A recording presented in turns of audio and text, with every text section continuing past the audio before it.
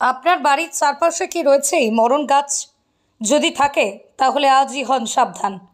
এই গাছ যদি আপনার বাড়ির চারপাশে থাকে তাহলে আপনার জীবনে আসতে পারে ঘোর বিপদ। এই গাছের ফলে আপনার জীবনে দেখা দিতে পারে নানা জটিল রোগ, তাই এখনই হন সাবধান।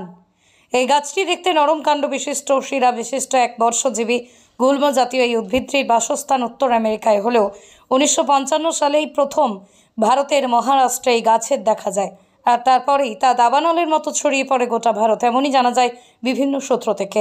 বর্তমানে আপনার বাড়ির আশেপাশে, পথে ঘাটে, রেল স্টেশন সংলগ্ন এলাকা, বিভিন্ন এলাকায় ব্যাপকভাবে গজিয়ে উঠছে মারণ এই পার্থেনিয়াম গাছ। মূলত গ্রিক শব্দ পারহন্স থেকে এসেছে এই গাছের নাম, যার অর্থ কুমারী। আর এই গাছ যদি আপনার বাড়ির আশেপাশে থাকে তাহলে আপনার জীবনে দেখা দিতে পারে শ্বাসকষ্ট, হাঁপানি, অ্যালার্জি, চর্মরোগের মতো নানা রোগের মত বিভিন্ন বিশেষজ্ঞদের। এমনকি এই গাছের সংস্পর্শে আসায় শ্বাসকষ্টজনিত কারণে ঘটতে পারে গবাদি পশুর মৃত্যু।